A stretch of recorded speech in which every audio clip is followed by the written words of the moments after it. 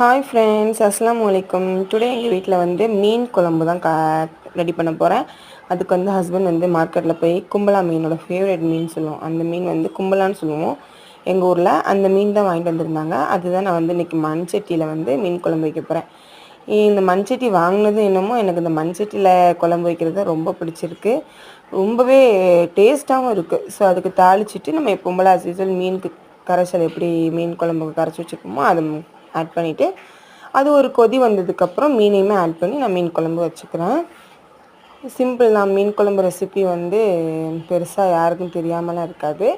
நான் வந்து மீன் குழம்பு யூஸ்வலாக வந்து இந்த மண்டை அந்த மாதிரி அதை மட்டும் போட்டு தான் வைப்பேன். ஏன்னா குழம்புல போட்ட மீன் வந்து பசங்க சாப்பிட மாட்டாங்க. அப்புறம் வந்து கீரை கொஞ்சமாக இருந்தது. ஸோ அதையுமே வந்து எனக்கும் ஹஸ்பண்டுக்காக கீரை வந்து கொஞ்சம் கடைஞ்சி எடுத்துக்கிட்டேன். அதுக்கப்புறம் வந்து ஃபிஷ் ஃப்ரையும் பண்ணிக்கிறேன். ஓகே ஃப்ரெண்ட்ஸ், இதுதான் இன்றைக்கி எங்களோட lunch menu. Okay, bye friends.